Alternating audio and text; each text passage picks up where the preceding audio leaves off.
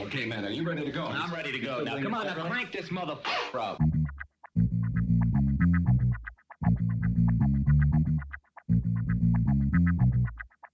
Break it down like this.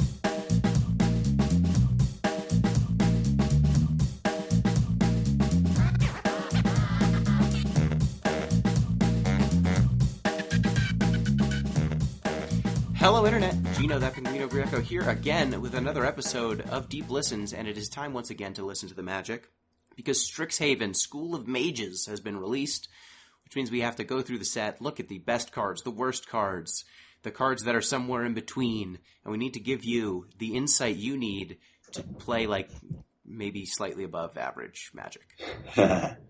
And joining me, as always, is Magic Master Kyle. Hello, Kyle. Hey, Gino. How's it going? Good. How goes your grind? Are you on the Pro Tour again? Well, about that, I was on Pro Tour Kaldheim. I did play that one, and I was about as close as you can get to re-queuing for the Pro Tour without actually doing it. So I went 9-6 and was 9-4 in the last two rounds. So a little bit sad, but it is what it is. We'll get back on there eventually. You know, once you do it once, you know, you can do it again at some point. So just spike an event. Yeah, all things are pretty good. Can't complain. Excellent. Well, I have been on my usual grind of playing exactly a day or two of the new set and then uninstalling Arena. So I played a day or two of Strixhaven and I've uninstalled Arena, which means I can say I'm an expert now. Yep, yeah. Like, honestly, compared to the average player on Arena, like, if you've been playing Magic, you're pretty good. And if you're listening to this podcast, you're probably above average. That's fairly, yes. All of our listeners are above average. You're beautiful. You're handsome. Patreon.com/deeplistens. You can support the show. You can also get in touch with the show at deeplistenspod on Twitter, deeplistens.libsyn.com. We have our comment sections and deeplistenspodcast@gmail.com. You can send us emails. We don't have any emails to go over, Magic related. So let's just go straight into Strixhaven. Kyle, we've got some new mechanics. The first one, and I think the splashiest one, is learn. What happens when you learn in Magic? Yeah.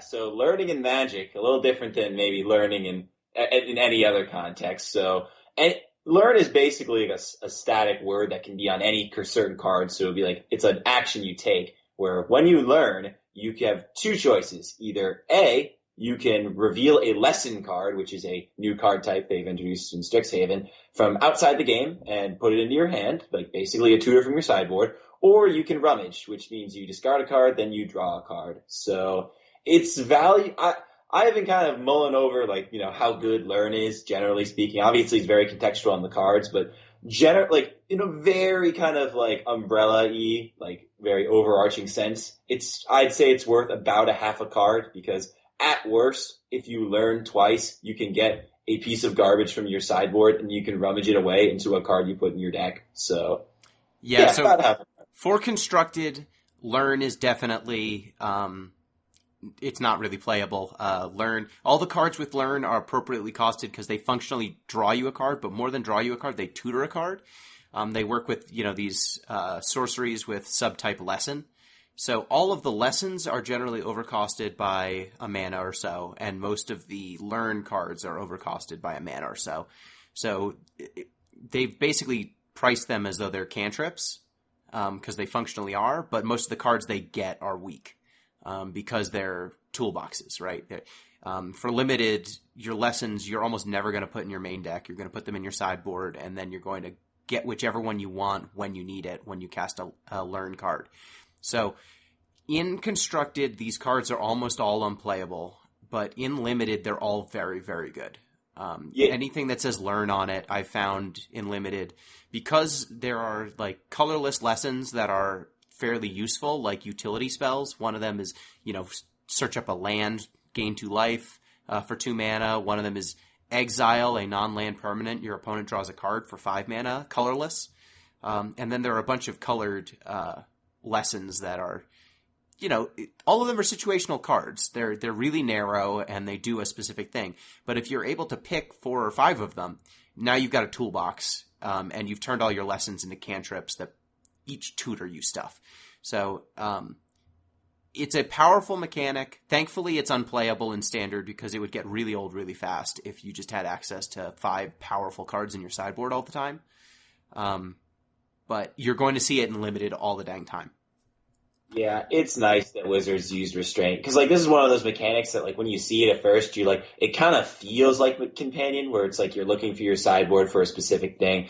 But Companion, this is not, because what made Companion ridiculously broken, well, is the fact that it gifted you a card from the great beyond for building your deck in a certain way, which is not anything you have to do. Like these cards, you have to play a card from your deck, which then gets you another card, which is fundamentally not as broken. Also, with the Lessons in Limited, there is also a cycle of them where it's just like guys for a cost that are a little bit worse than the cost. So I wouldn't really call those like narrow, because they're just like bodies. Yep. But yeah, I'd say those are honestly probably the best lessons for Limited, because you just get a thing, like especially the 5 mana, like there's like a 1 in blue red that's like 3 blue red for a 5 mana 4/4, and like I'm like that's pretty good because it's just like a body that's okay for the cost that you get for free. So yeah, I would say in terms of the mascot lessons, so each of the different schools of Strixhaven has a mascot. I think the Fractal, the green-blue one is the best lesson because it's X hybrid, green-blue hybrid, for an XX, basically. So it's a finisher. It's always overcosted, technically, but at any point in your curve, it's going to be a sizable body. It's the only one of these lessons that's a finisher at common. Like the 4/4 is pretty good. The 2/1 flyer is pretty good. The 2/1/1 pests are okay for that. It's kind of the Golgari guild, Witherbloom guild. And then the spirit's actually pretty good too. 3/2 for 3 is actually a reasonable. That's one of the only ones that's actually efficient for the price. Yeah, like efficient in air quotes, but yeah, good. It's like good enough. It trades with things of its cost, but yeah. I don't know if I'd say the Fractal's the best one, but they're all different, They all kind of fill in a different place on the curve. Like, obviously if you have a ton of mana, you want to put that Fractal, and that's like really, really strong because it just gives you like a late game mana sink, but with your learn card. Definitely. But sometimes you just need that spirit to get in front early game, or the pest to get in front early game. So yeah, and that's what's really cool about these cards is that the Fractal, you don't need to get it the first time you cast a learn card. You can get it as the last one you get if you've got 3 or 4 learn cards. So the mechanic's very strong. You're going to see it all over the place in Limited, and I would be very surprised if you ever saw it in Standard. WoW, Eldraine, and the 2019 cards are still in Standard. So the next mechanic is Magecraft. This is a fairly straightforward mechanic. Kyle, why don't you explain to the listeners what it is? Yep. So Magecraft is very, very similar to Prowess, but not quite. So it's whenever you cast or copy an instant or sorcery spell, it'll trigger some effect, which, varies from card to card. But, a pretty simple example of this is there's a card, Witherbloom Apprentice, which is a 2 mana 2/2 in green-black. And whenever you cast or copy an instant or sorcery, your opponent loses 1, you gain 1. So, yeah, it's going to be played very well in many of the same decks that Prowess creatures played well in. And, yeah, but these ones are pretty cool, though. Like, they're not as because Prowess is always +1/+1, but these can be, like, different types of effects. So I think it's a little more nuanced than Prowess, but, generally speaking, it's asking you to do a very similar thing. So, yeah, it's basically Prowess in this set because they very specifically only printed a handful of artifacts and almost no enchantments in this set, especially a common and uncommon. So you're mostly going to be triggering these effects off of your instants and your sorceries. Copying is a thing that can happen sometimes, but it's mostly just in red, blue, and there's one spell in white. Outside of the Mystic Archive, which we'll have to discuss, I guess. And how's that going to come into this? We'll discuss it after the modal DFCs, because I think modal DFCs are the last mechanic. Like, there are themes, but the last new mechanic... Well, I guess it's a returning mechanic. Modal double-face cards. Except, so the first iteration of this we saw in Zendikar, those were spells on one side, or creatures on one side, and lands on the other. Then in Kaldheim, we had gods on one side, and sometimes artifacts, sometimes enchantments sometimes. I think there were mostly artifacts and enchantments, right, on the other side? Yeah, so in Kaldheim, it was always, I think it was always an artifact on the back, or for like or the little Planeswalker. gods. Yeah, for the baby gods, it was always an artifact. And then for the major gods, it could be a planeswalker, sometimes a creature, sometimes it was an enchantment. It could be or an artifact. Yeah, so like the mythic ones could be whatever they want it to be, but I think the minor gods were all artifacts. Yeah, so in Strixhaven, we've got a couple of iterations. There's a cycle of deans, so each of the enemy color pairs has a school in Strixhaven. Red, so that would be red, blue, blue, green, green, black, black, white, white, red. And each of those has a dean that kind of represents one of the kind of dualities of these elements. And there's a cycle of modal DFCs with one color dean on one side and the other color on the other. So, like, you've got a green dean on one side and a black dean on the other. One of them is about gaining life and the other one's about sacrificing things. You know, they kind of play into the sub-themes of each of these color combinations. There are some modal DFCs that are creatures on one side and spells on the other. And then there's there's a modal DFC Planeswalker where it's Planeswalkers that are twins. On one side is one Planeswalker, on the other is the other Planeswalker. We've got an artifact with a spell on the opposite side. It's a lot of like permanence, and then on the other side spells, and then there's the cycle of deans for the most part. Yeah. So there's not as much thematic. It's not like Zendikar where it was easy to explain. Like every card is kind of its own thing. But the thing to remember with modal double face cards is you can elect to cast either side of a modal DFC when you cast it. There's no restriction on which side you have to use. Mm-hmm. Yeah. But the only side that it is, anywhere but your hand, is the top side. Mm-hmm. So that is true. There you go. So now I think we have to discuss the Mystic Archive, because this is something that if you open a pack of Strixhaven, there is an extra rare, uncommon, I guess you would call it uncommon, rare, mythic slot. They, I guess, took out a common or something and put in this new slot, and they are reprints of incredibly powerful instants and sorceries from Magic's past. They are draft legal. They are going to be in your draft packs. You can play them. They are legal in Historic, which is, I guess, a Magic format that some people play. It's a Pro Tour format now, so people gonna have to play it. It's a little insane right now, though. Yeah, it's every set that's legal on Arena, but also weird sets that they decided to print, and also weird individual cards that they released. Like, it's impossible to tell what's legal in Historic, and only here to make it weirder is the Historic Archive, or the Mystic Archive. Oh, yeah. I used to play a game with my friends where I'd tell them a card and they'd be like, is this legal in Historic? And then, like, they literally couldn't. Like, you couldn't even do it. Like, it's just like, if you don't play, like, even if you do play religiously, I'll just be like, Thalia, Garnet, Thraben. They'll be, is that legal in Historic? And they'll be like, no. I'm like, no, it is legal. And they're like, what? And I'm like, yeah. And I'm like, Mentally Mage, is that legal in Historic? They're like, nope. I'm like, that one's legal too. And it's just like, what is the methodology behind this? Phyrexian Tower, legal. Those were printed in Jumpstart, everyone's favorite Magic set. Of course. Who doesn't like Moxis Goblin Grandee, my favorite Jumpstart rare? Yeah, these cards are going to be legal in Draft, they're going to be legal in Historic, they're going to be legal where they were originally printed. They're not going to be Standard legal, they're not going to be Pioneer legal, they're not going to be Modern legal, unless they were originally. So some of these cards, I would say that almost all of the power in Strixhaven is in the Mystic Archive. In terms of limited, not limited, in terms of like Historic, it's almost entirely the Mystic Archive. And in Limited, they make Limited really weird.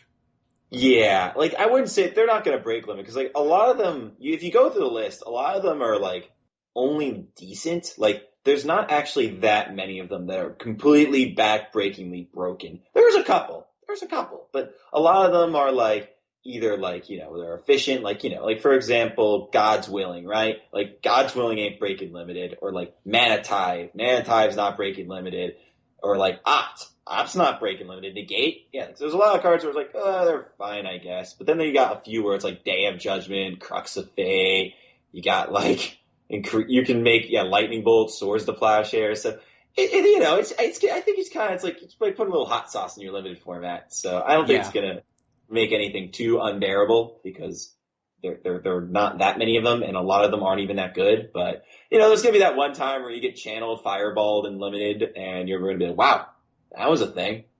Yeah, I would say that the through line of most of these extra slot cards in the Mystic Archive is that most of them are hyper efficient removal spells. Like we've got Lightning Bolt, Sword to Plowshares, Mortify, Putrefy, Lightning Helix, Electrolyze, Shock, which isn't it's better than the removal in this set for the most part, or the red removal. Shock is solid. I think there are a few more that I can't think of. Oh, Eliminate's in there. Yeah. Like Shock isn't gonna like break anything though, right? Because like there's like there's literally a common in this set that's like in black, like +2, -2, and it's like Shock isn't even necessarily better than this card. So. Exactly. So it's more that like we've got this extra slot where like sometimes it's Mana Tithe, which is, I mean, that wasn't especially playable in Time Spiral Limited, and sometimes it's Crux of Fate, and you've just got an extra Wrath just sitting in your extra slot. Sometimes it's, Approach of the Second Sun, and you've got a win condition, like a very weird, very specific win condition that your deck can play. So I think of it a lot like the Time Spiral Time Shifted cheat, except in Time Spiral with the Time Shifted cheat, there were a bunch of cards that were just duds. There's not a single one of these Mystic Archive cards that I think is like completely unplayable the way that Squire was unplayable. You had a handful of cards. Darkness was another card. It was fog, but black. Mm. Like you had some cards that were just there and you just couldn't put them in your deck. And it was cute that they were there. And then sometimes you got a Chroma Angel of Wrath and you just murdered your opponent with a 7/7 flying vigilance, haste, protection from red, protection from black. Yeah, Trample. like there's a couple that are like pretty bad. Like I'd say Duress. Like if I open up a Duress, I'm not too happy. And like, a hot take here. Don't think Dark Ritual is very good in this format. I'm going to say it. I'm just going to go out and say it. I don't think when you play your 3-drop off of Dark Ritual, it's as impactful as playing Hypnotic Spectre off of Dark Ritual. Yeah, there ain't no Hypnotic Spectre in this format. Even like at rare, like there's just not that much there's not too much to do with it. Even like, there's gonna be that game where like you put your bomb, like if you go like Dark Ritual, the Professor Onyx on 4, okay, you did it. Well done. But like, generally speaking, I think it's also not like Rituals Unlimited ain't great. Don't play Rituals in Limited, generally speaking. Yeah, so we're gonna ignore, we don't talk about Historic, so I don't really think we need to rank them. Like, most of those Mystic Archive cards are the best cards in this set. They will impact Historic a whole lot. They put Storm cards in there. Like, they put Mizium Mastery. Like, they put a bunch of broken shit for constructed formats. And for some reason, they're not banned. So, enjoy that in Historic. Some of them are banned, just not in Historic, like looting. Oh man, they put looting in freaking Historic. I can't believe it. Sure. I mean, it was too powerful for Modern, but I'm sure Historic can handle it. I mean, and all of the cards that it enabled in Modern are legal in Historic right now anyway, so I'm sure it's fine. Yeah, at least there's no Hogak, right? I mean, there's no Hogak, but there is Arclight Phoenix and there is Hollow One. There is Hollow One, yeah. And I feel like we're just gonna figure out. We're scratching. Looting, I think looting's. There's no way looting's gonna remain legal. I can't. Like, I could be wrong. Soapbox for a second. We know that it was too good for Modern. Why the fuck would it be not too good for a smaller format? A smaller format, a less powerful format with worse removal, with fewer options. Why would looting be okay there when it wasn't okay in this much, much, much bigger format? I just don't get it. Yeah, the one point of defense I guess you can give to this is Historic is in a unique perspective where there really is no paper parallel for Historic. So it is more reasonable to just throw stuff into Historic, see what happens, and if they have to ban something, they give them back the wild cards. Like, that's actually more defensible than like, because like when you do it in paper, it's like the major feel bad. It's like, oh, I built this paper deck and now my cards are banned. Feels bad. But on Arena, it's just not the same. So I think I don't know. We'll see. We'll see how it all plays out. But yeah. So moving on to the different colors. So like I said, each of the 2 element pairs enemy pairs are a different school. They all have their own flavor, except they're basically the guilds from Ravnica. Like the flavor also, of all of them. Yes, but also like allied colors eat your heart out. It's like first you got twisted in Ikoria with the wedges. Now you're getting twisted in Strixhaven with the enemy schools. Yep. Yeah, so definitely this is the moment for enemy sets. It's the most enemy color support that we've seen in a good long while. But I guess the only slight changes are the red-white school has more it's about kind of recurring things out of the graveyard instead of pure aggro. It's about looping stuff, which is very different from how those usually are. And the black-white school is aggro, low to the ground aggro. So that's pretty different. Yeah, Lorehold's definitely taken a big departure from what red-white is generally kind of all about. Like, you just look at some of the cards, you compare it to like the cards in Gatecrash, where it was like Battalion, like let's beat 'em, bust 'em, and this is like recurring and like getting like graveyard exiling, and there's just a whole lot more going on. I like Lorehold. Well, even though I'm not a red-white guy, I like that they're doing with Lorehold. I agree. It's a very odd mechanic, I think. It's different. I've never seen them do this sort of thing before. So I like that they've explored fresh territory because black-green is sacrifice things. Oh, there's life gain. I guess life gain, life loss. It's not quite a graveyard mechanic. Yeah. It's sacrifice-based instead of just straight dredge stuff. But green, blue, red, the Izzet colors are basically Izzet. The flavor is basically Izzet. And green, blue is counters and, make things big, which is very much Simic. Yeah, just throw a bunch of lands in play, I think, is the other Simic thing. But the one thing with Izzet, I think they're doing a little more unique this time around, is rather than just being like a spell slinger, this kind of Izzet is like, let's get like the biggest, dumbest spell possible and put it on the stack and just like have it work out from there. Like you can see in some of the commons, like the common like Windrake in Izzet is like makes your spells that cost 5 or more cost 1 less. Like they want you to cast, rather than like a flurry of spells, like one big spell. So, a little different, but... A little different, yeah. And then, Golgari, a little different, too. It's like, gain life and also paying an egregious amount of life for some advantage is also a thing for some reason, but, alright. Yep, agreed. So now, looking at the actual set itself, what do we think, starting with white, what do we think is the best card in white? Yeah, white actually got good things this time around. What a treat. White actually, there's actually a decision point this time, which is very funny, because usually it's like, the classic joke in the Magic community is like white getting bodied by just not getting any good cards ever, but there's a couple here that I think are pretty good, but I think the one I gotta go with, that I just think is like the power level of it's the highest, is Clever Lunamancer. So 1 mana, 0/1, which you're like, whoa, 0/1 for 1, that's bad, but it has Magecraft. Whenever you cast an instant or sorcery spell, it gets +2/+2 until end of turn.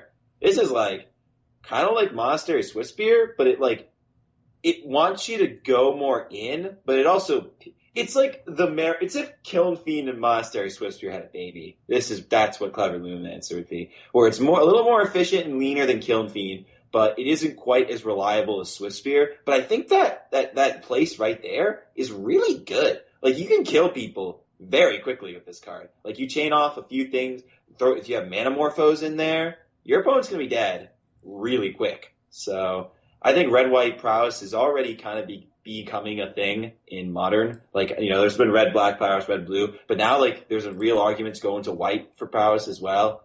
And it's at this point it's hard to see whether or not that'll be the best prowess deck, but it's a real option now. It varied because of this card. Agreed. So I think you are on the right track there. In Modern, I think this is definitely the strongest card in the larger formats, where you can easily multi-spell if you can make copies, if you have Storm. There's a lot of situations where those cards can just do a lot of really powerful things, right? So I think definitely having Magecraft in a format with Lava Dart looks a lot better. My pick was Elite Spellbinder, so I'm thinking more for standard here. So Elite Spellbinder is a 3-mana, 3/1 flyer, so 2 generic, 1 white, human cleric, flying. When Elite Spellbinder enters the battlefield, look at target opponent's hand. You may exile a non-land card from it. For as long as that card remains exiled, its owner may play it. A spell cast this way costs 2 more to cast. So Elite Spellbinder is a just powerful tempo play. Like, you can play it off of Collected Company, you can play it off of Aether Vial and Humans. In Standard, it's just going to be a great tempo play that you put down, and it screws with your opponent's ability to curve out properly. So I think, not that sexy, Paolo Vitor Damarosa's card, and just really powerful. Just they dialed the power level up.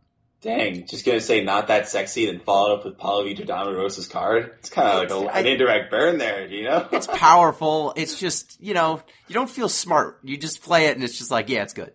Yeah, no, I totally agree, though. I totally agree. Like, this card was definitely, this is my second pick on most powerful white card in the set, because it's just like this card, it does something very unique and very much something white wants to be able to do. And the thought of hitting one or more of these off of a Collected Company is pretty frightening, because this card, if you drop this on your opponent's draw step, you think they have it's pretty aggressive to do this, but you could throw a company on their draw step against a control deck and just spellbind their wrath, and then you kill them. This card's very good. It's very good. It's gonna see play. Agreed. So moving on to our underrated card. What do we think is an underrated white card? Yeah, so the card I kind of had pinned down for this was the Mavinda. I'm not gonna. Okay, the owl, the Mavinda Student's Advocate. So for people who don't know, 3-mana, 2/3 flying. So already decently good stats, and then you have one of the weirder abilities I've ever seen on a Magic card. So 0 mana, you may cast target instant or sorcery card from your graveyard this turn. If that spell doesn't target a creature you control, it costs 8 more to cast this way. And if you were to cast a spell this way, you exile it. So it basically gives a card flashback, an instant or sorcery card flashback on once each turn cycle. So the ability is obviously the idea is you give a thing of flashback that only targets your stuff. So it's like a Snapcaster in white that only works with instants or sorceries that you control, which on the surface you compare it to something like Feather, and you're I don't know. Feather's a little more powerful than this, but if you play this card, let's just say you have a God's Willing or something, something along those lines in play in your graveyard at any given point. And your opponent if you have that, you essentially have a Mother of Runes in play, where your opponent can't kill anything you control, because if they ever go to kill something, you can just God's Willing it back. And also, this thing triggers on both your turn and your opponent's turn. So you can, with stuff like Reckless Rage, I'm not saying you want to play, the Tactics are already playing Reckless Rage, so you can play stuff like Reckless Rage, you can play Essence Capture, so you could make this as the weirdest, you can almost do a pretty good Luris impression with this card. The power level of this card is very, very high. Although maybe it's not good enough, but underrated. It's very, very, it's an extremely powerful effect. And also if you have a bazillion mana, it is literal Snapcaster Mage in white, which is always a good meme, so. Yeah, agreed. So my go-to is Stonebinder's Familiar. I am not sure if you have read this card. I don't know that many people have read this card. So Stonebinder's Familiar is 1 mana for a 1/1. Whenever one or more cards are put into exile during your turn, put a +1/+1 counter on Stonebinder's Familiar. This ability only triggers once each turn. So Familiar actually, it triggers off of your turn and your opponent. Any exiling that happens, it triggers, which I think is pretty interesting. I don't know that it's incredibly powerful, honestly. But it's a unique effect. It's really unique. Like putting things into exile with Foretell, that would trigger this, correct? Yes, it would. So you can just have a Foretell deck where you're doing this. Exiling stuff from your opponent's graveyard triggers this. Exiling your opponent exiling their own things triggers this. So I think that there are a number of good ways to activate this while playing a relatively normal game, and it's a 1/1 for 1 that just snowballs. So I don't know that it's going to see a ton of play, but in a deck with some Foretell, maybe in a black-white deck that has some, graveyard exiling, if you've got any sort of Oblivion Ring effects, that works too. And then if for some reason you're doing Lorehold stuff in Constructed, the Lorehold effects will also work. So I think it's just got a lot of tools, Yeah. It does have to be on your turn, though. So if your opponent's exiling stuff, it has to be on your turn when they're doing that. But that's true. Yeah, so you have to be careful of that. But yeah, this is actually a theme that I think is going to be running throughout Strixhaven, which kind of like hits a couple of the cards we've already talked about, which I do think are genuinely very powerful. But a lot of these cards die to Stomp, and Stomp is kind of a card in Standard right now. So most definitely. It's going to be. I honestly don't know. Do you think there are overrated cards in Strixhaven? Period. Yeah, I think people kind of like. I don't know. Is there a card people think is actually good? Because I feel like the vibe I've gotten from this set is like, yeah, we'll see when Eldraine rotates. And I'm like, yeah, I can't really argue with you there. Eldraine's really, really good. And yeah, I literally have not seen a single review of Strixhaven that's like, this set is powerful. This set does stuff. Yeah. It's almost entirely resignation that this set will not have any impact on Standard for the most part. So I say we skip the overrateds because I have not seen a single card where almost every endorsement of a card is met with like 5 caveats. It's kind of funny. Yeah, but I mean, it's just a much weaker set. There are not. If you've been listening to these shows for the last few sets, usually we have a card or two where we're like, we think this might get banned. Like, period. Yeah, like I remember from Zendikar Omnath, we just looked at this and we're like, yeah, this card's broken. Gonna get banned. Once it gets banned, I'm sure the format will be fine. Or like, Eldraine was like half of the set. This is going to get banned. And then when we talked about companions, we're like, this feels like it's going to get banned. With Zendikar, we were like, all these flip lands, they seem messed up. And then your deck got banned. Yes, it did. I've gotten multiple decks banned. Got multiple, medals under my belt at this point in the ban department. But yeah, but with that being said, like the fact that there's no overrated cards, I think is awesome. I love that. Don't get me wrong and think this set's so boring and so lame, that there's nothing that's so powerful that people will think is too good. I think that this is the exact direction that Magic needs to go. Things have been too good for too long. Let's just make cool cards, cool, fun cards, like the one I just said, like the owl. I don't know how to say its name. I'm not going to try. But let's make cool cards like this. And they might not get there. They might get there, but they're situational and you have to work for them. This is what we want to see. I just don't want the Oko Thief of Crowns that comes in and makes the whole game over. That's not what I want to see. Or the Uro. This is the direction we need to go to bring Magic back to where it was. So I'm all about it.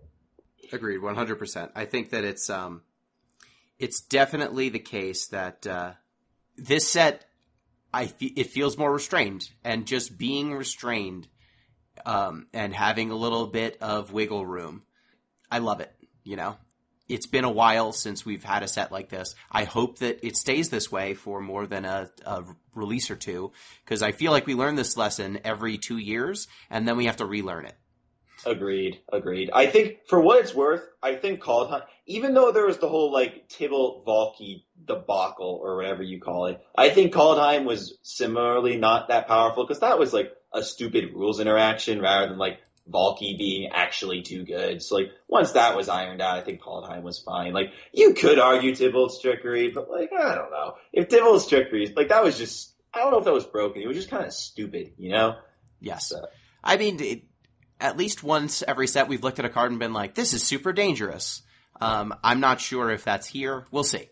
So moving on to blue, what do we think is the best card in blue?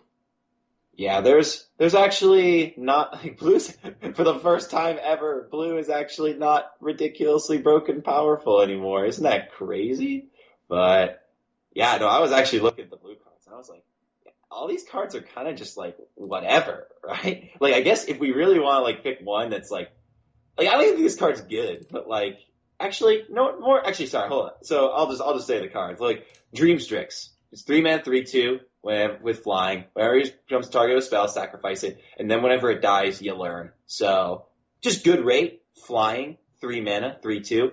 Honestly, the funniest part about it, the part that I actually love the most about it, is you look at whenever this becomes target of a spell, sacrifice it, and you think downside. But I think this is an upside, because if your opponent goes to stomp this thing commits suicide in response, so their opponent doesn't get their Bone Crusher Giant, so it's not a 2-for-1. It's actually 2-1 for you, or well, like 1.5 for 1, because you get to learn. So it's actually good against Bone Crusher Giant, which is like, look at that, you did it. One of the only things you have to do in Standard is be good against Bone Crusher Giants. It's good against. It is one of the only cards that is good against any of the adventure cards. Yeah, you can't bounce it. Well, you could bounce it, but then you don't. You can't raise and borrow it. You can't stomp it effectively. You can't murderous ride it effectively, which is nice. It's nice that they have to actually use a real spell. And it's a 2-for-1. Though, most of the lessons are bad. How would you even play one in your sideboard to get with the Dream Strix? Probably. I mean, if we learned anything from the last set or so, it's that even if it doesn't look like a card is worth a lot. Like, I remember people wringing their hands about giving up a sideboard slot for companions. Like, that 15th sideboard slot. No. It's a thing you get to have all the time. It's better. Yeah. It's like a sideboard card that you always get as your 8th card in hand. Yeah, so good. Like, that was a silly argument. So I think lessons are also silly. If you are incentivized to put Dream Strix in your deck, you will probably have a lesson or two in your sideboard. Which I think is better than, like, what was that? Legion Angel? Yeah, Legion Angel. Kaldheim. That one, like, you could play, if you have one in your deck, you could have up to 3 in your sideboard, and then the first one always drew you another one, and, like, the more angels you had in your deck, the more reliable you were to draw it, but the fewer angels you'd get. Like, lessons are similar to that, except you probably only want 1 or 2. You just need your learns to work once or twice. Yeah. That's fine. I'm not sure this will see play, but it's one of those things where it's like, like if we're looking for like the blue creature deck, why am I not playing Adventures again? I don't know why I'm not playing Adventures. But like the reason that I'm picking this card as the best ones, because I just don't think the blue cards are very good. Like they're all kind of like mediocre to bad. So like there's a 4-mana 2/2. Remember when we talked about Bone Crusher Giant? Yes. Oh god. So for me, I like multiple choice. You do? Okay. So it's X blue. For a sorcery, if X is 1, scry 1, draw a card. If X is 2, you may choose a player. They return a creature they control to its owner's hand. If X is 3, create a 4/4 blue-red elemental creature token. And if X is 3, make the 4/4. And then if X is 4 or more, do all of the above. So it is overcosted for every mode until you get to 4, at which point it is appropriately costed. So I think that that's just an interesting design. 5 mana for a 4/4 that bounces a creature and scry 1 draws 1, I think is totally fair. Like, that's an appropriate cost, I think. Unlike a lot of these other cards. But, you don't want to cast it for 2, you don't want to cast it for 3, you don't want to cast it for 4, but if you cast it for 5, it's pretty okay. Yeah. So I think it's just it's got a lot of power in its upper mode. It's got a lot of versatility. It's a very interesting design. And like you said, the blue cards aren't very good. Mm-hmm. Yeah. No, I'm just hard pressed to see if this is like, because we're comparing this to 5-drops, right? Like, am I playing this over Goldspan Dragon? Maybe. I don't know though. Like, it's a tough sell. But you're right. I agree. Blue card's pretty bad. So that's a good thing. Blue has been, given like the lion's share of the pie for a very long time. So it's kind of nice for blue to not get that for once. Agreed. So, what do we think is an underrated blue card? Yeah, I actually got one for this that I think is kind of underrated. So the one I'm going with is Tempted by the Auric. I believe that's how you say it. So that's great. The one. Yeah, I think that's gotta be the underrated card. Like, I don't even know there's another one. But, so it's 1 blue, and for each opponent, gain up control of up to 1 target creature or planeswalker that player controls with mana value 3 or less. So, well, there's not that many 3-drop planeswalkers that are good, but like, the 3-drop creatures in standard right now are the adventure creatures. Adventure creatures are pretty good. So, taking adventure creature for 4 mana, pretty good. So, I think this is going to be a solid side. Also, like, Anax against the mono red deck, just stealing their Anax for 4 mana, very powerful. Very, very, very powerful. Because there's actually not that many good ways to...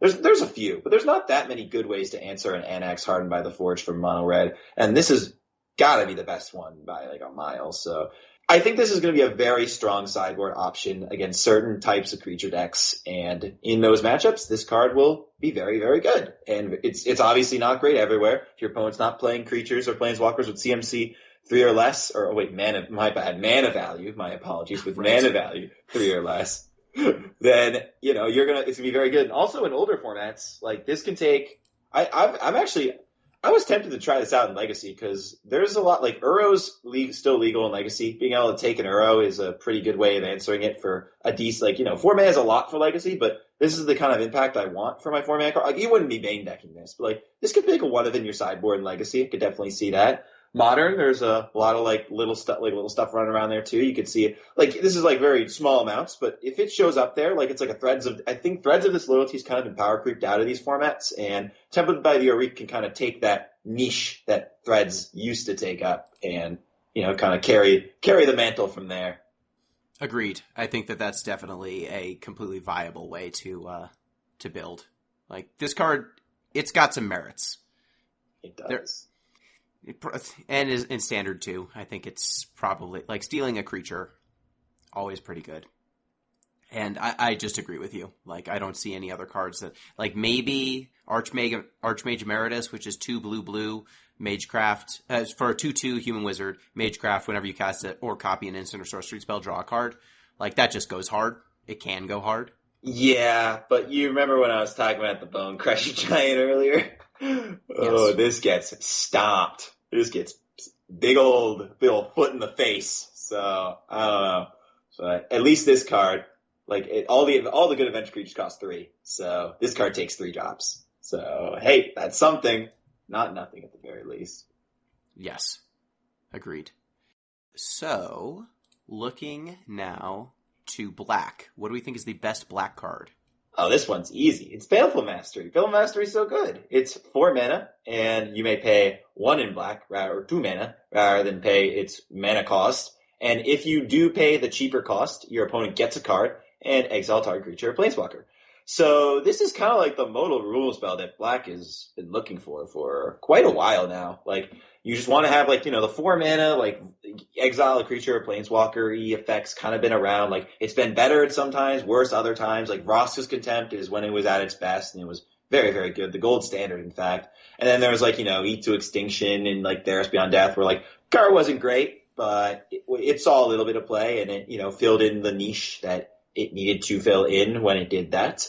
And what I really like about this card is this card kind of circumvents the traditional downside that the 4 mana get it kind of black cards used to do by, even though you're giving your opponent a card, which is definitely a downside, it lets you not fall behind in the early game with this kind of thing. Like, yeah, you're down a card, but if you're playing this, you're usually playing probably a bigger control deck that wants to have answers to everything. And this is a very flexible answer for everything and very flexible on the costs. I think we'll be seeing a lot of this card. If anything, this is probably one of the best cards from Strixhaven, period. So, I don't know if it's number 1, but definitely like top 3. Yeah. And I agree with you. It's not close. It's just a very efficient removal spell. There are not very many of those in this set. So I think that just being able to say, hey, this actually does a thing really cheaply and fills an obvious niche, and is not underpowered. Boom. There you go. So what do we think is an underrated black card? Yeah, I think black's gotten a lot of really cool stuff this time around, but the card I'm going to go with here is Sedgemoor Witch. So 3 mana, 3/2, Menace, and it has Ward, which is in a new ability from the set, which is like... Oh, we forgot about that because only like 3 cards have it, but... Yeah.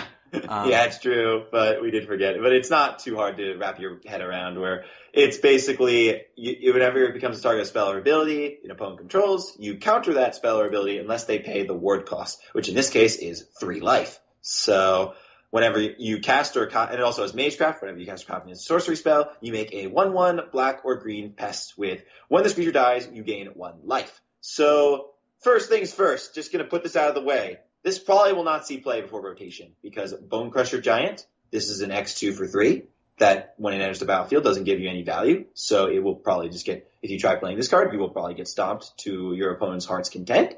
So probably not until rotation, but after rotation, this is a very powerful effect. Like, it's obviously very reminiscent of Young Pyromancer. It's got a little more meat on it. It's a little harder. It actually can get it through with Menace. It's harder to block. It takes a little bite out of your opponent if they try to kill it, so you're not completely down in that exchange. And the pests are better than elementals. So, yeah, you're paying 1 more, but, like, Young Pyromancer has proven itself as a standard mainstay when it was legal back in Standard. And, yeah, things have changed. But this card has got a lot of good things going for it. So, obviously, it's very hard to tell what kind of deck is going to have this card in it. But if that deck, or, like, sorry, not what kind of deck, but it's hard to tell, like, what exactly the supporting cast for this card will be, because it's probably going to be after rotation due to the aforementioned Bone Crusher Giant. But once we hit rotation, and if that deck's kind of coming around like the spellsy, like the prowessy kind of spellsy deck, I think this card will be almost certainly a mainstay in said deck. So kind of this is like a keep your eye out for this one.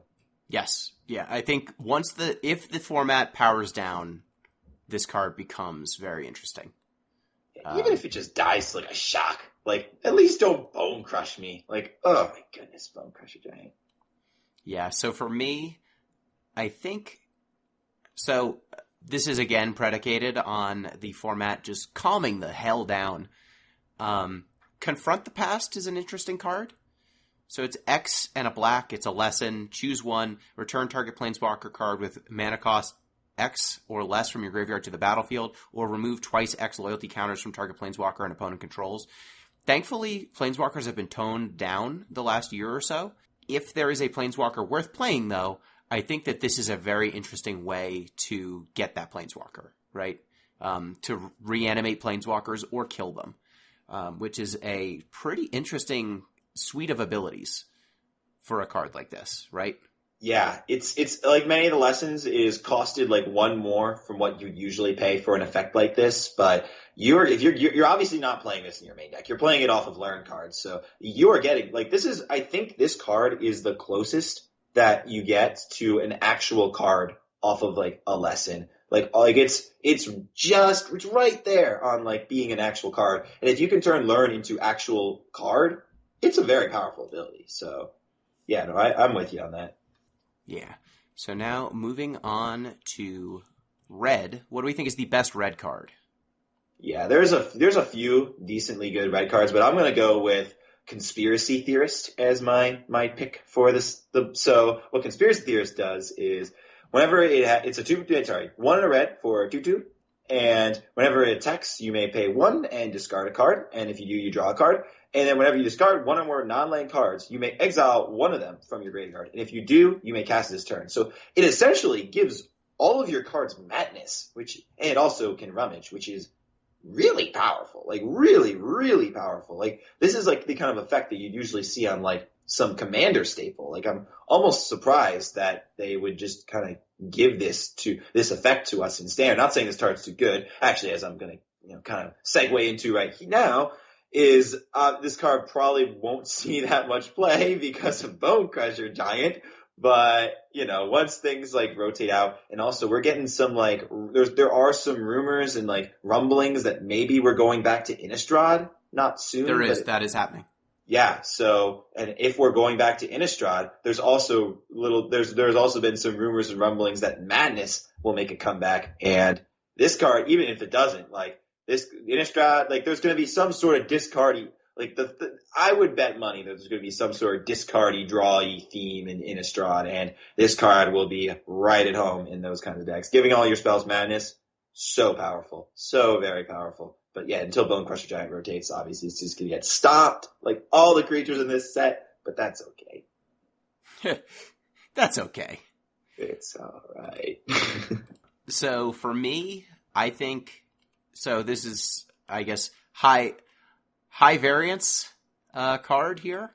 I like the new card, Ifrit Flame Painter, which is 3 and a red for a 1/4 double strike. Whenever Ifrit Flame Painter deals combat damage to a player, you may cast target instant or sorcery card from your graveyard without paying its mana cost. If that spell would be put into your graveyard, exile it instead. I think this could potentially spawn a little mini archetype, which is why I like it so much.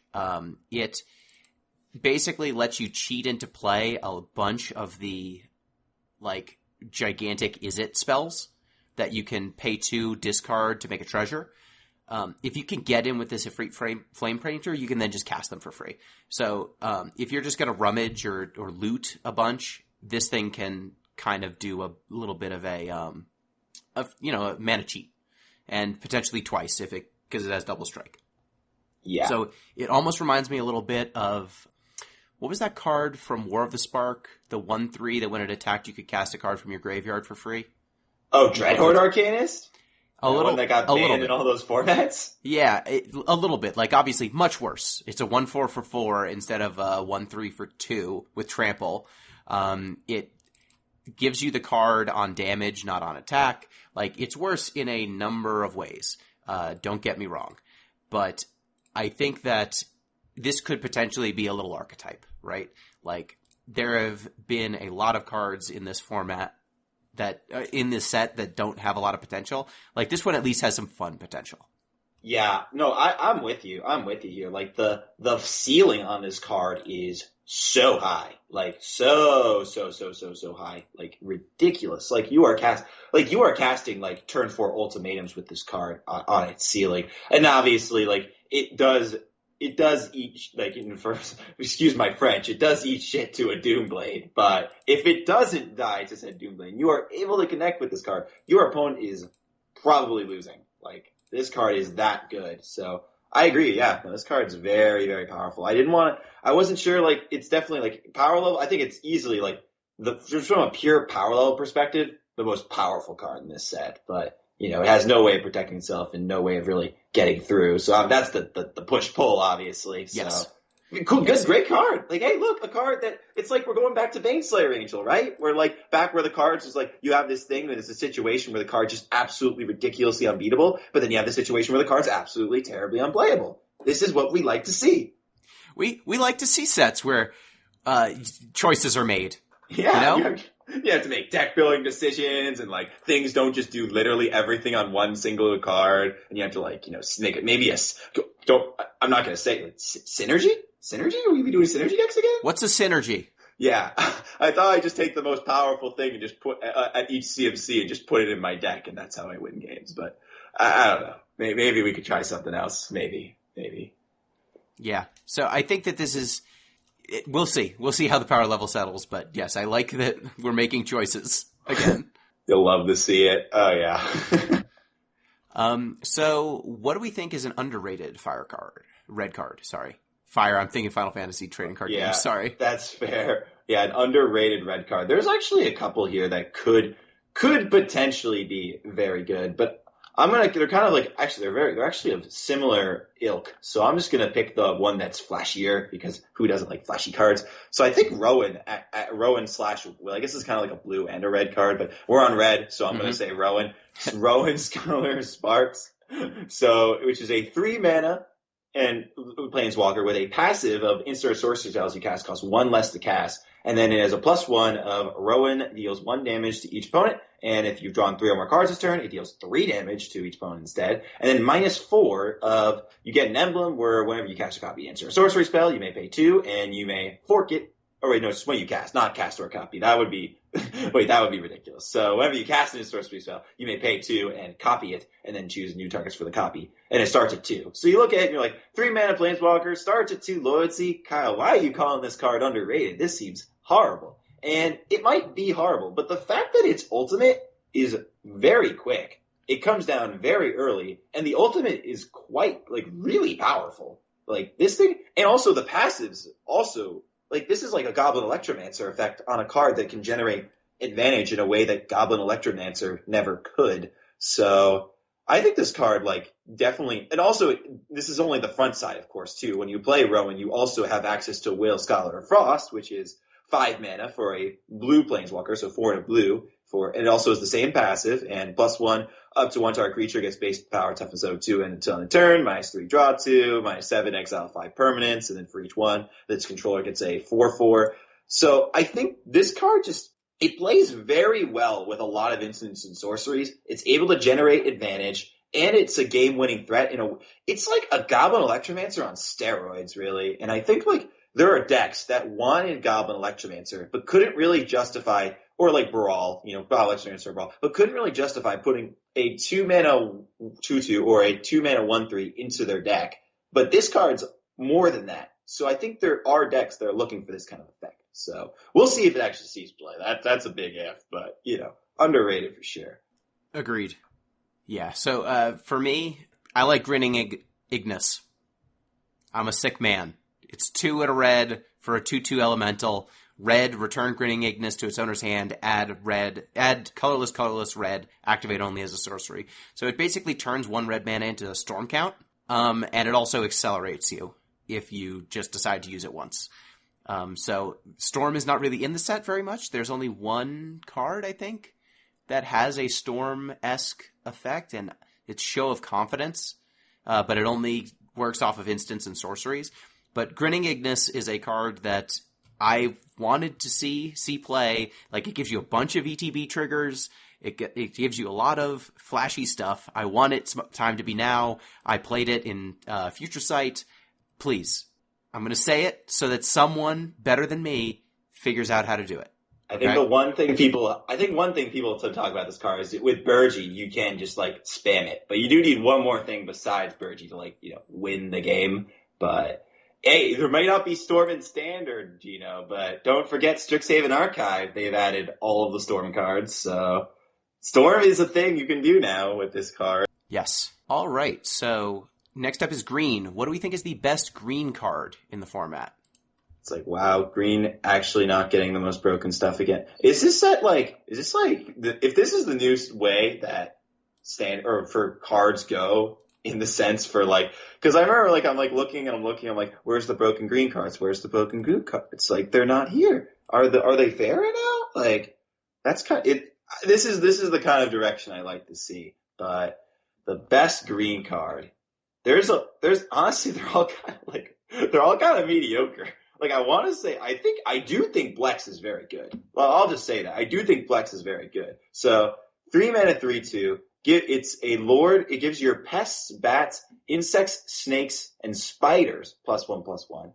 And then when it dies, you gain 4. And then it also has a backside where you can search for Blex, which is 2 and black, and you look at the top 5 cards of your library, and you may put any number of them in your hand, and the rest onto the bottom of your library, your graveyard, not the bottom of your library. And then you lose 3 life for each card that you put in your hand. So I think this card's very good and very modal, but obviously it fails the Bone Crusher vibe check that literally every creature that is somewhat playable in this format does. So I don't think it's going to see play because of that, but it's powerful. Maybe after rotation. I don't know. It gains you life. It does keep, what I really like about it is the fact that the front end is pretty good against aggro, and the back end is very good against control. So this card is so when you put it all together, it's very modal and very powerful in many different situations. So that's good.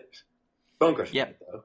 Yep, Bone Crusher Giant, though. For me, most powerful green card is Emergent Sequence, 1 colorless and a green. Search your library for a basic land card, put it on the battlefield tapped, and shuffle. The land becomes a 0/0 green-blue fractal creature that's still a land. Put a +1/+1 counter on it for each land you had enter the battlefield under your control this turn. So this fails the Bone Crusher Giant test. That is a problem. Obviously. Huge problem. But I think that were it not for the fact that it fails the Bone Crusher Giant test, I think that this card would be pretty good.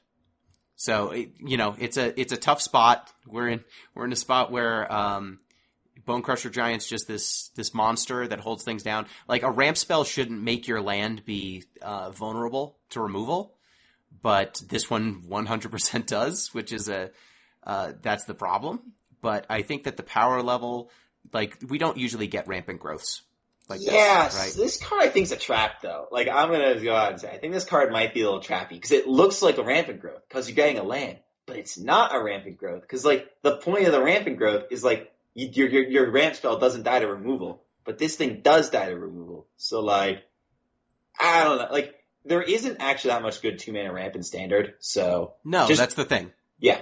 Like this is what you got. This could be, yeah, exactly. As you said, this could just be the 2-mana ramp option that is available. But I think this is much closer to a Rattleclaw Mystic than to a Rampant Growth. So, and Rattleclaw Mystic was good, but, obviously, Bone Crusher aside, I think this card is actually a creature, so not actually a rampant. I mean, this does do some interesting stuff with Fabled Passage and having multiple lands enter battlefield at the same turn. Like, it can get bigger. This thing is probably going to be a 2/2, which compares favorably to, like, Tangled Florahedron. Yeah, I guess if you can get, you're right. If you can get it to a 3/3, it's actually pretty good. Like, 2/2, I'd say is like, that's where it's like comparable to Rattleclaw Mystic. But if you can bump this to a 3/3, it's actually pretty powerful. So that's fair. That's fair. But, yeah, so maybe it's not as much of a trap. But I still think it is. This Rampant Growth, this is not. But it is 2-mana ramp spell, which, actually, I'm happy we don't get those in standard anymore. Growth Spiral was miserable. Who liked Growth Spiral? I most certainly didn't. Who are these people? Who are these monsters? Yeah, like, ramp spell's supposed to have downsides, dude. Like, come on. Yeah, so I know. I know that it's not necessarily the strongest of cards, but I think just a 2-mana ramp spell, it might find a home. What do we think is an underrated green card? Man, this is a tough one because I was like, just for the best card, I was scouring just for good ones. Like, man, is Ecological Appreciation good? Like, I don't know. Yeah, honestly, I might just like pass. I think the green cards are pretty poor this time around. Like, you can just like, they're all like, they're not. I would be surprised if one saw a significant amount of play. Like, I was thinking maybe, when I first saw Journey to the Oracle, I was thinking maybe, but I don't know. I don't want to say that card's good. Fair. Do you got any? Underrated green cards. Ecological Appreciation's not the worst thing I've ever seen, but I don't love it. Yeah, the problem I have with that card is you need to pay 6 mana for it to be like kind of okay, and at that point it's like, wait, why am I paying 6 mana for Collected Company? Dragon's Guard Elite is not the worst. Yeah. Whenever you cast or copy an instant or sorcery spell, it's a 2-mana 2/2. Whenever you cast an instant or sorcery, put a +1/+1 counter on it, and then 4 green, double the number of +1/+1 counters on it. It's okay. It's okay. I don't know. Maybe. It sort of passes the Bone Crusher Giant test and sort of fails it, which is kind of funny. Yeah. Like, it snowballs. Like, a snowball-y card is generally fine, right?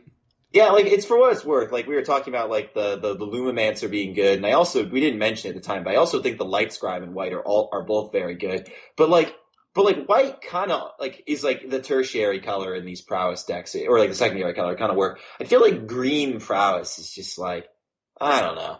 Like, is that a thing people are doing? I don't know. Green's not really the prowessy color, right? Yeah. I know. I'm just. Yeah, we're just trying to figure. Yeah, we're trying to figure stuff out. There's a lot of flat power. Yeah. Moving on to multicolor, what do we think is the best multicolor card?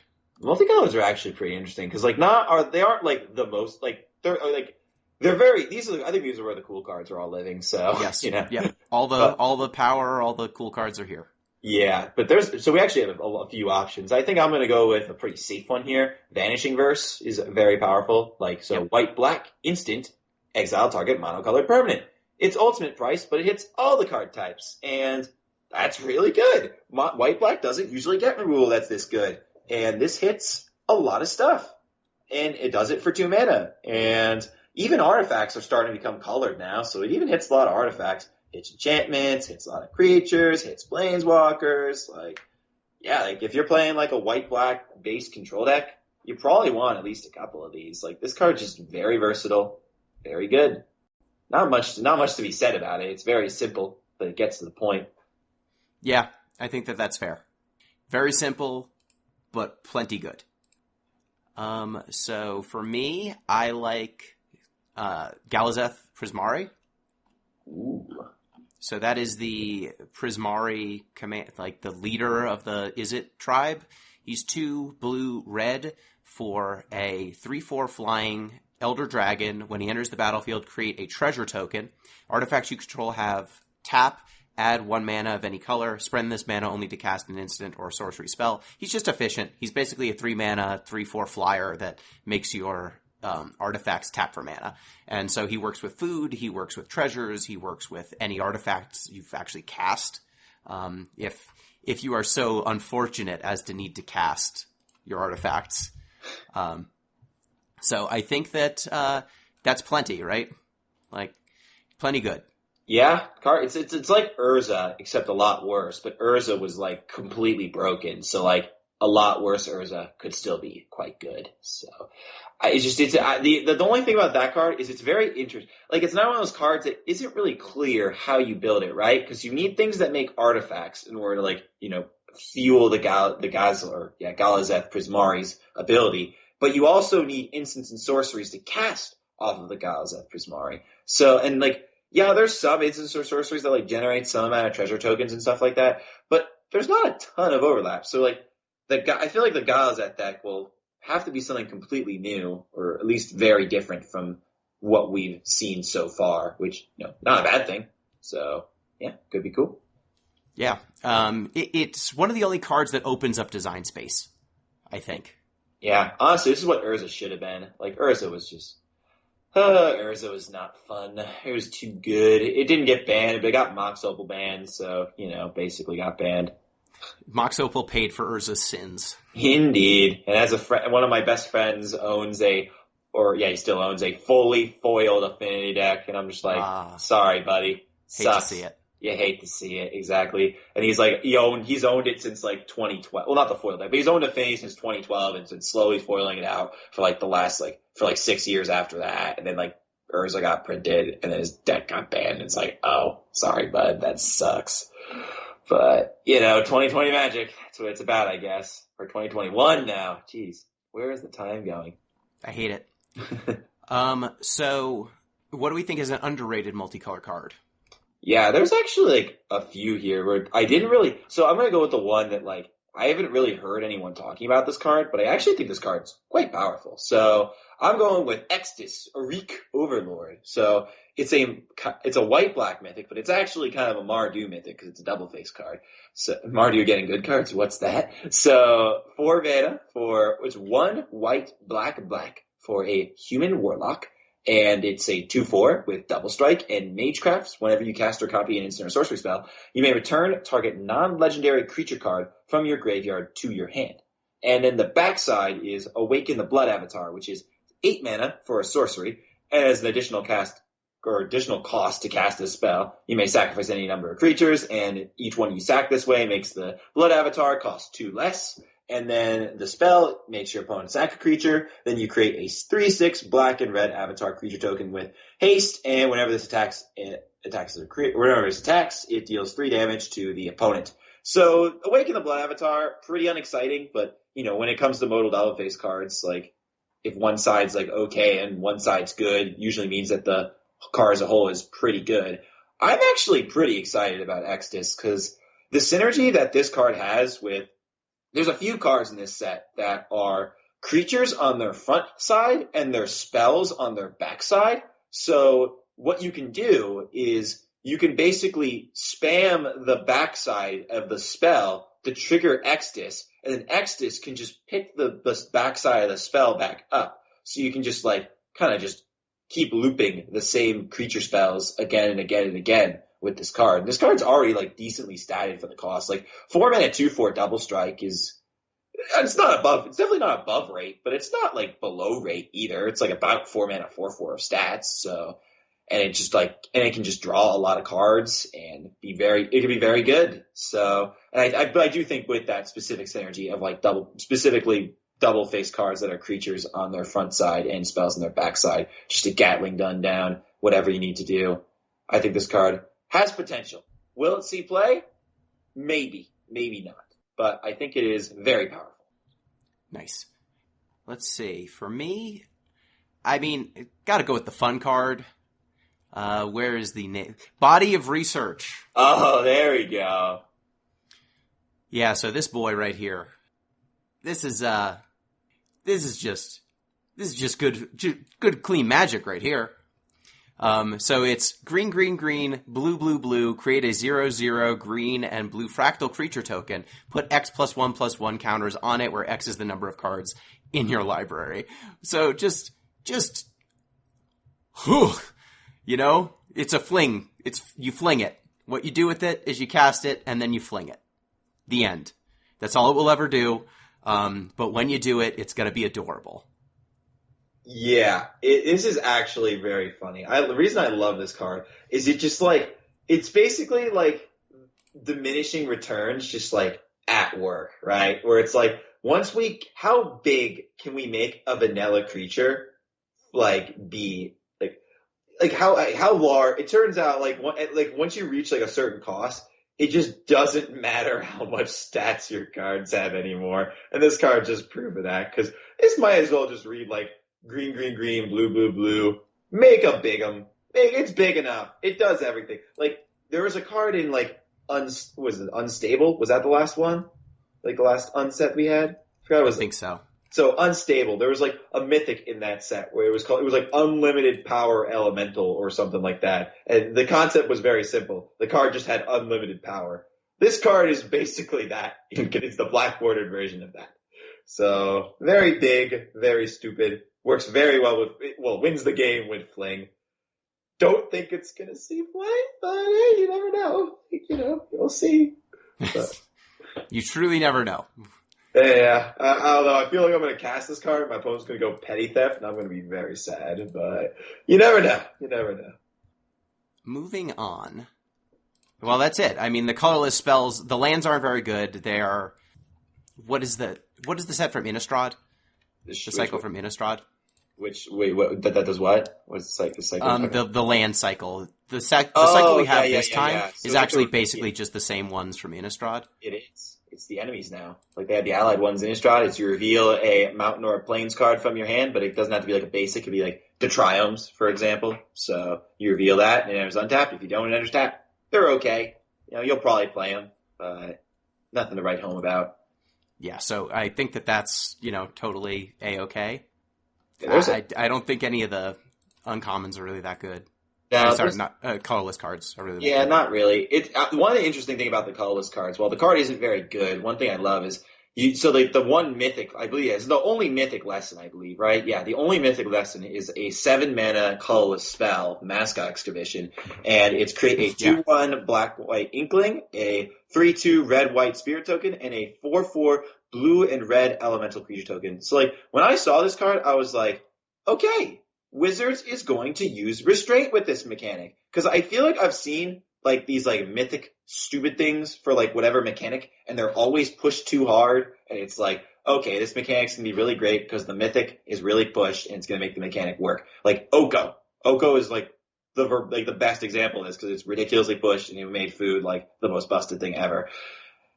But the fact that this card's really bad is really good, because it shows that Wizards understands that no one wants to be playing with broken cards, and they didn't want to push this mechanic too hard. So this was what they deemed was of mythic power level this time around, which I'm all about it. Love to see it. And it's good and limited. Oh yeah. A-okay and limited. Not great anywhere else. Yeah, because like it makes all your learn cards get this thing. When your learn cards get this thing, it's pretty powerful. But yeah, I think there's a lot of fun stuff you could do in the multicolored section. Like, honestly, almost every single card in the multicolored section is pretty sweet. They're not all good, but they're at the very least pretty sweet. So, something to be said for that. Yeah, it's I like it. I like that this set is toned down. I like that it's less bonkers banana every card. Like every card with a red or yellow rarity symbol is not busto crazy. Like there are just a bunch of cool utility uncommons, like Rip Apart, the red white deal 3 to a creature sorcery or destroy an artifact or enchantment. Like, totally playable, totally good. Yeah. There's, I think, a bunch of them, really, in each of the sets. Like, the commands are all solid. They're not busted. They're solid. Oh, yeah, one I almost forgot to mention in the multicolored section, which is actually, I guess I was remiss for missing this one, because it might even be the best card in the set, is Expressive Iteration. So red-blue, you look at the top three, Yep. You put one into your hand, one on the bottom, and you put one in exile, and you may play the exiled card this turn. So the reason I think this card is actually very good is because it plays very well with adventure creatures, because you just put an adventure creature in exile, you cast the adventure half for very cheap, and then you just get 2 mana, look at the top 3 cards of your library, put 2 into your hand and 1 on the bottom, which is insane. Like, that's ridiculous. So I think adventure decks will probably incorporate this. They're already Teamer, so already on color. It's not even going. Yeah. And we got Thrilling Discovery. We've got, like, that card's just going to be good in dredge decks. It's totally okay. Like, I'm trying to see, like, there were a bunch of them I saw that. That card's just going to be Reunion 5 through 8. Honestly, Dredge is probably going to be, that's going to make me sad, but it's okay.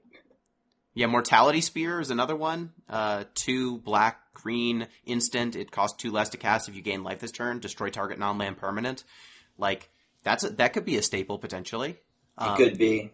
Needlethorn Drake is cool, like green, blue, 1/1 flying death touch. Just not going to probably see a lot of play, but like that's just it reminds me of OG Ravnica, you know? Like just a bunch of cool multicolored cards that feel definitive for what that color pair's trying to do. Yeah. Humiliate, there's another one, white, black, target opponent reveals their hand, you choose a non-land card from it, they discard that card, put a 1/1/1 counter on a creature you control. Like, that's super powerful. It is. That's what I really like about this set. Like, the fact that this set, like, we can point to cards and say, yeah, this card's pretty good. But, like, there's nothing that's just gonna break the format in half. Like, there's nothing wrong with putting powerful cards in your new Magic set. Like, I get it. You want to sell packs. It's also cool to have new cards that do new things that are powerful. And, it opens new deck building potential. Like, that's great. But, like, there's a big difference between making a card like Uro or Oko that's just so egregious, or Omnath that's so egregiously busted that it just pushes everything out, versus kind of like making a card that fills in a new niche like Expressive Iteration or Rip Apart, or what was the one that you just said?